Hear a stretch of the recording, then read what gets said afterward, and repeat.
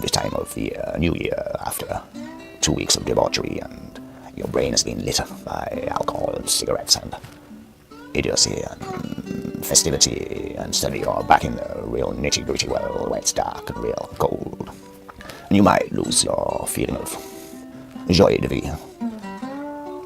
There is a mechanism we can use to reboot our interest in life if you're feeling jaded and old and weak, tired and liverish.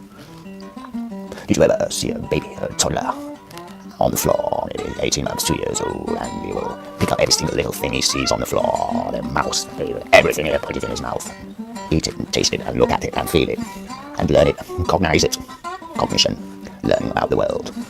Because if you looked outside this window and you see the trees and the grass and the sky and the fence, what is it that defines each object? How do we recognize these objects? And if we didn't learn as small children to define all these objects, would it all just be an amorphous mass before our eyes, swirling like someone who's drank 2 bottles of brandy? Now, this power of cognition to look at the world and classify it and define objects, that is one of the strongest drives, instincts of the human mind. And if you want to launch yourself back into a good, feeling good situation, not jaded or old, then I've got a trick for you. All through my life, I've always had this with me. And this is my etymological dictionary. And this dictionary, that's not for stuffing, but it's to my heart, even though it might possibly do it. An etymological dictionary is one of the most interesting things in the world, if you're a word lover, as I am. It's like having Google in a book. Now, an etymological dictionary always tells you what the word means and where it comes from and how it became. So we'll take an example.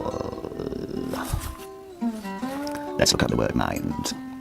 Middle English mind, Old English gemind, Old High German gemund, Gothic gamund, memory, cognitive with Sanskrit manas, mind, Greek menos, rage. And I'll tell you why I know a little Greek, and methys menos means drunken, methys menos, methanol menos. And you can find the root of all the words and find what they all mean, because we're going back to the distinction of this thing or that thing. And if you know exactly why a word is, then you understand more why the world is as it is to our eyes. But remember, always keep your etymological dictionary by your side, and you'll never be a lonely man.